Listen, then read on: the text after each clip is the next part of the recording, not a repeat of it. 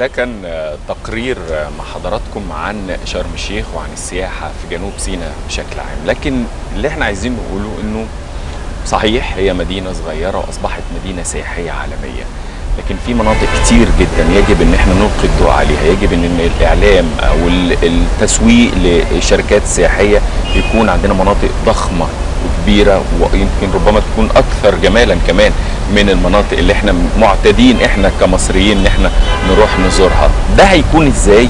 هنلقي الضوء عليه ازاي؟ ايه نوجه يمكن نظر الدولة او الحكومة او السائح الخارجي لهذه المناطق، ازاي يكون فيها خدمات وبنية اساسية؟ هو ده اللي يمكن هنعرفه في فقرة النهاردة من 10 الصبح، وهي بنتكلم عن السياحة في جنوب سيناء والقاء الضوء على بعض المناطق السياحية اللي احنا يمكن ما نعرفش عنها كتير. ضيفتي وضيفة حضراتكم النهارده هنتكلم في هذا الموضوع دكتورة عزة عبدون، استاذ دراسات سياحية. صباح الخير يا فندم. صباح النور، اهلا بيك واهلا بالساده المشاهدين. اهلا بحضرتك معانا دكتورة. وطبعا يعني شرم الشيخ والمنطقة دي هي منطقة الحمد لله هي تعمل دعاية لنفسها، وهي يمكن من اكثر المناطق السياحية في مصر في السياحة الشاطئية اللي واخدة سكسي في الغرب جامد جدا. ولكن احنا ما استغلناهاش برضه الاستغلال الامثل. لسه عندنا قدره كبيره جدا على اجتذاب مزيد من السائحين وعلى عمل استغلال افضل من كده بكتير جدا للوفود السياحيه القادمه الينا. ايه اللي ناقصنا بقى؟ احنا مش عايزين نتكلم عن اللي موجود وكويس، لكن عايزين نزوده. ماذا ينقصنا في هذه المنطقه بالذات جنوب سيناء وشرم الشيخ علشان نجتذب مزيد من السائحين؟ طبعا هي منطقه سيناء زي ما يتراءى لنا كلنا هي كنز لم يتم اكتشافه بعد، وبالرغم ان هو كنز لم يتم اكتشافه بعد الا ان الجزء اللي تم اكتشافه منه اثار اثار استمتاع واثار دهشه العالم كله، بيفد مئات الالاف من السائحين لها كل سنه. علشان كده احنا لازم يبقى قدامنا مجموعه من الاليات اللي بتترتب في اولويات معينه من خلالها ممكن تطوير هذه المنطقه والنهوض بالعمليه السياحيه فيها. طبعا احنا منطقه جنوب سيناء او مثلث جنوب سيناء هي على هيئه مثلث، لو اتكلمنا عن موقعها الجغرافي هي على هيئه مثلث قاعدته شمال سيناء وضلعينه خليج العقبه شرقا وخليج السويس غربا، والقمه بتاعه المثلث دي منطقه راس محمد، ودي منطقه جنوب سيناء كلها اللي فيها بتقع بقى مدن السياحه المعروفه شرم الشيخ وطابه ونويبع وده كله. المنطقة دي فيها من المحميات الطبيعية وفيها من المقومات السياحية العديد والعديد مما لا يعد ولا يحصى. فيها كل أنواع السياحة، فيها السياحة الترفيهية، السياحة العلمية، فيها السياحة الدينية، فيها السياحة البيئية والسياحة العلمية، كل أنواع السياحات في المنطقة دي.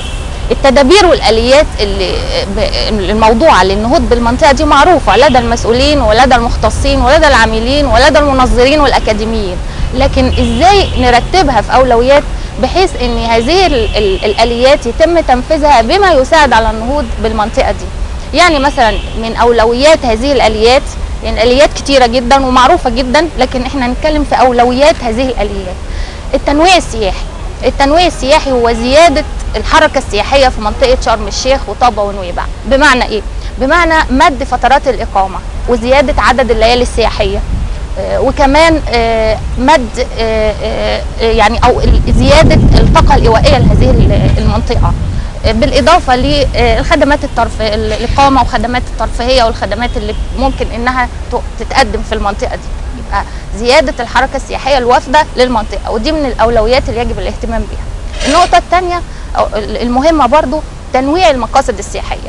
تنويع المقاصد السياحيه هيديني القدره على اني ازود اهميه السياحه النسبيه العالميه في المنطقه، يعني ما يبقاش تركيزي على الجست الروسي مثلا. يبقى في تنويع لرغبات السائحين، وبالتالي يبقى في تنويع للجست. كل النقاط اللي حضرتك اتكلمتي فيها نقاط صحيح وحقيقيه وموجود على الارض، لكن ده ما بنشوفوش. يعني شايفه ده يحصل ازاي من القائمين حتى على عمليه السياحه؟ انا في مقدمتي قلت ان احنا عندنا اماكن كتير جدا احنا كمصريين ما نعرفهاش. ليه؟ لانه ما بيلقاش الضوء عليها بشكل مستمر ومباشر. دايما نسمع عن شرم الشيخ، انا رايح اصيف في شرم الشيخ او رايح الغردقه، الاسم بشكل عام، انما حضرتك اتكلمتي عن طابه ودهب، الحقيقه مناطق انا رحتها يعني اكتر من رائعه. منتهى ده يحصل ازاي يا دكتوره؟ لما يحصل تنميه للمناطق دي والتنميه في المناطق دي لازم يتم على خط متوازي مع كافه، يعني التنميه تبقى تنميه سياحيه وتنميه عمرانيه وتخطيط عمراني. يعني انا دايما بقول ان محاور التنميه بتقوم على عمودين رئيسيين. الدوله بقطاعاتها ومؤسساتها المختلفه، ومش بقصد وزاره السياحه وهيئه التنشيط والهيئه العامه للتنميه السياحيه، لا، كل هيئات ووزارات الدوله بتعمل في شكل منسق وتخطيط منظم للنهوض بالعمليه السياحيه. يعني يبقى عندي المحليات بتساهم مع المرافق العامه والاسكان، بيساهم مع التخطيط، بتساهم مع مشرعين في العمل السياحي اصلا وسن القوانين اللازمه يعني لتنظيم العمل السياحي. كل المؤسسات المعنيه في الدوله لازم تشارك قطاع السياحه في عمله، لانه قطاع حساس وقطاع بيحتاج دايما لتدعيم.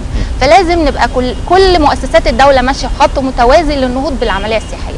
يعني الطرق، المواصلات، الاتصالات، زي ما قلت، الاسكان والمرافق، الخدمات كلها لو اتنقلت هناك، حتى كل ده لازم يشتغل بمنظومه واحده. بالظبط، لازم يبقى في منظومه كامله ماشيه في خط واحد، ما يبقاش في برامج للتنميه السياحيه وفي نفس الوقت الدوله في مؤسسه. وده اللي كان يعني انا ملاحظه ان بدا الاهتمام، ومعالي دوله رئيس الوزراء لما كان في شرم الشيخ كان بيأكد الفكره دي، كان بيأكد فكره مسانده مؤسسات الدوله لاجهزه ومنظمات السياحه الخاصه القائمه على العمل السياحي. دكتوره عزه، حضرتك النقطه الثانيه اللي اتكلمتي فيها كانت نقطه تنويع المقاصد السياحيه. بالظبط. وده معناه عدم التركيز على السياحه الشاطئيه فحسب، ولكن هيبقى في اماكن ثانيه انواع سياحه اخرى، بالاضافه الى مدن اخرى غير شرم الشيخ كمان. حضرتك ذكرت راس محمد مش واخده حقها، في حاجات كتير جدا مش واخده حقها في هذه المنطقه. ايه هي المقاصد السياحيه الاخرى بخلاف شرم الشيخ اللي لابد من التركيز عليها؟ يعني نذكر مثلا على سبيل المثال للحصر المدن والقرى السياحيه اللي يجب انها تبقى على اعلى مستوى على خليج العقبه وخليج السويس، راس مطامه وراس محمد وراس سدر وراس رايه. المناطق دي كلها وكل المناطق المنتشره على الخليجين لازم يتم تنميتها وتطويرها بشكل كويس جدا عشان يعني تدعيم السياحه الشاطئيه، لان دي رقم واحد، السياحه رقم واحد في شرم الشيخ وفي الغردقه وفي جنوب سيناء بشكل عام. فلازم يتم تطوير المنطقه دي. لازم كمان يتم عمل صوت وضوء في منطقه سانت كاترين وتركيز الاهتمام بيها، لان منطقه سانت كاترين من المناطق المهمه جدا، سياحه بيئيه، سياحه دينيه. يعني المنطقه دي نفسها فيها اكتر من نوع من انواع السياحه، فيجب انه يكون في منطقه صوت وضوء هناك، ويعني الترويج للمنطقه الاثريه بشكل احسن.